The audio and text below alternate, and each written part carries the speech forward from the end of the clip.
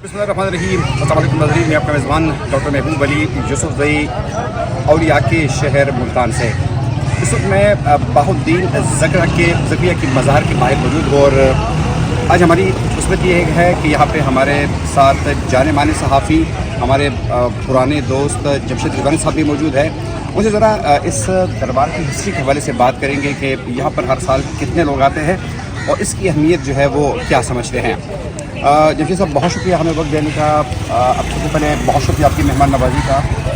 ये बताइएगा कि ये जो बाहुद्दीन ज़किया साहब थे, जय्यद शख्सियत थे, बहुत बड़े आलिम समझे जाते थे अपने दौर में, कितना पुराना है ये मज़ार यहाँ पे, और बाहुद्दीन ज़किया के हवाले से बताइएगा कि वो कितने बड़ी शख्सियत। देखिए, बड़े सग़ीर में जिन रुहानी दीन के ज़रिए इस्लाम फैला, उनमें से एक नुमाया नाम हज़रत बाहुद्दीन ज़किया रहमतुल्लाह का है, और इन्होंने ही सिलसिला सोहरवर्दिया की बुनियाद रखी। और उसी वजह से बड़े सग़ीर में आप यहाँ से नहीं बल्कि आप हिंदुस्तान में चले जाएँ, आप राजस्थान में चले जाएँ, तो इनके जो मानने वाले हैं, इनके जो पैरोकार हैं, पूरी दुनिया में हैं वैसे तो, लेकिन सब कॉन्टिनेंट में सबसे ज़्यादा उन्होंने इस एरिया में रहकर इस इलाके में इस्लाम के जो फ़रोग़ में किरदार अदा किया।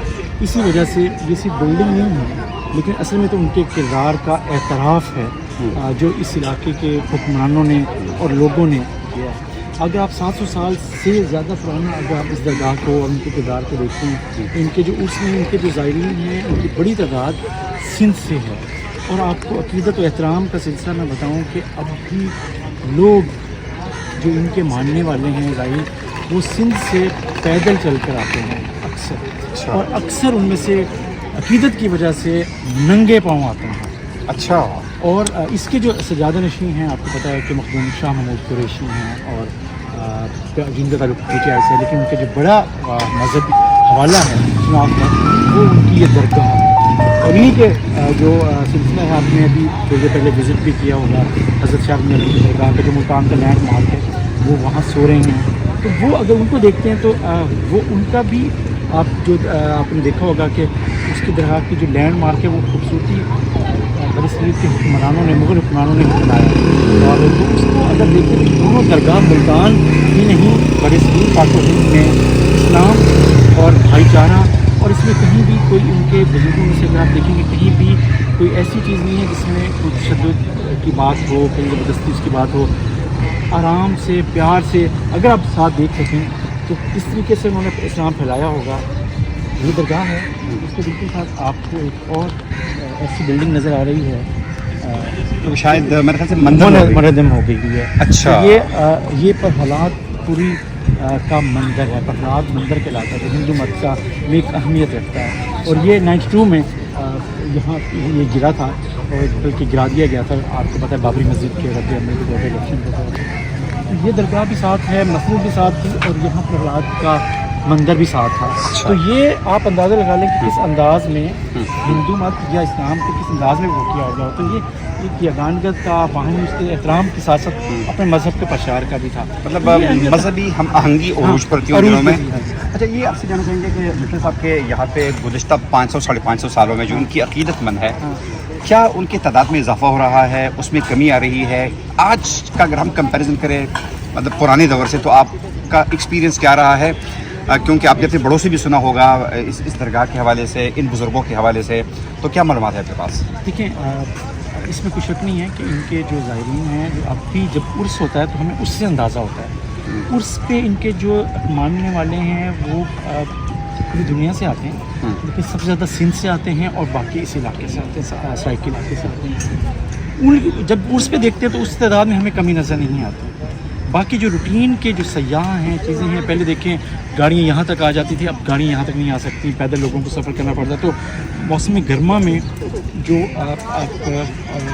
वॉकिंग जो क्या के ज़ायरीन होते थे, उसकी तादाद जो बुजुर्ग वो कम हो गई है। लेकिन आप देखेंगे यहाँ पर आपको ख़वातीन नज़र आएंगी अकेली, यहाँ बुज़ुर्ग नज़र आएंगे, वो आएंगे, बैठेंगे कोने में, तवाशी पढ़ेंगे, फातिहा पढ़ेंगे, अपनी इबादत भी जारी रखेंगे, दरबार पर भी हाजिर रहेंगे, बैठे रहेंगे घंटों, अपना कैथोसिस भी करते हैं चीज़ें। उनका अकीदा है मानने वाले के आराम बुज़ुर्गों से जो उनके ज़रिए जो दुआ मांगी जा सकती है वो मांगते हैं, चीज़ें करते हैं। तो बहुत से लोग हैं, आप देख लेंगे, अब ये ख़वातीन भी देखें पैदल अकेली जा रही हैं। تو یہاں پہ بہت سی اس طریقے سے دیکھا جائے تو یہاں ایک فیملی انوائرمنٹ ہے.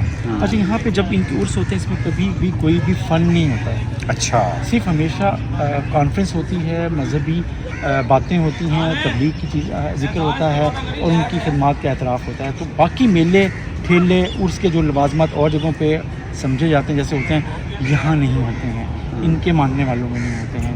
ان کے زیادہ تر قوالی ہوتی ہے اور ہدیہ پیش کیا جاتا ہے, قرت ہوتی ہے, بس اور یہاں حاضری ہوتی ہے اور مانتے ہیں. اچھا جوسف بھائی, یہ بھی آپ سے جاننا چاہیں گے کہ ملتان کے حوالے سے یہ سمجھا جاتا ہے, یہ مانا جاتا ہے کہ یہ اولیاء کا شہر ہے. اس کے پیچھے کیا کہانی ہے؟ صرف ملتان ہی کیوں, کیا ملتان کو اولیاء کا شہر کیوں کہا جاتا ہے؟ کیا صرف ان دو درباروں کی وجہ سے یہاں پر مزید بھی دربار یہاں پہ ہے؟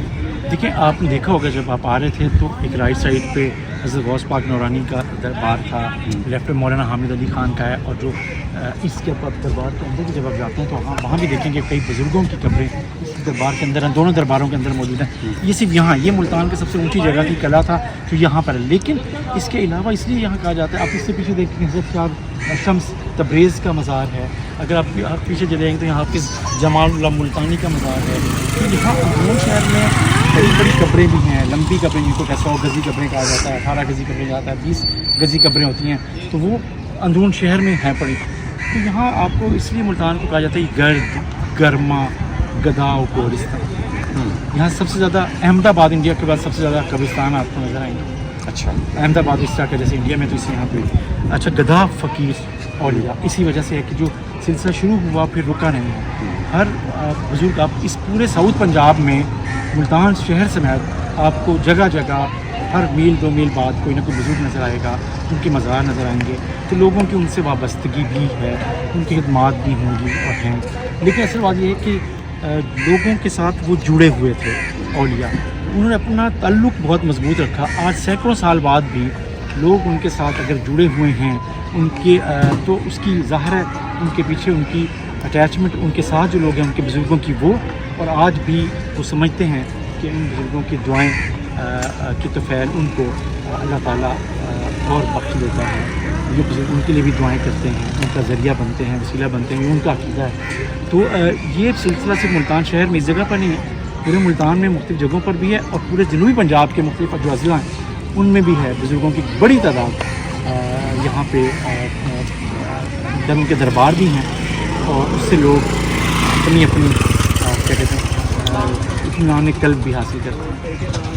بہت شکریہ آپ کا جمشید رضوانی صاحب, بڑی تفصیل سے ہمیں اس دربار کے حوالے سے, اس شہر کے حوالے سے تفصیلات سے آگاہ کر رہے تھے. اگر ہم اس شہر کے اولیاء کے حوالے سے, ان کے درباروں کے حوالے سے بات کریں تو اس شہر میں کم و بیش تقریباً کوئی 150 سے زیادہ ایسے چھوٹے بڑے دربار آپ کو نظر آئیں گے. اس شہر کی اہمیت اس حوالے سے بھی ہے کہ تاریخی طور پر یہ شہر اولیاء کا شہر رہا ہے. خود یہ کہا جاتا ہے کہ محمد بن قاسم جو ہے وہ بھی یہاں تک پہنچے تھے.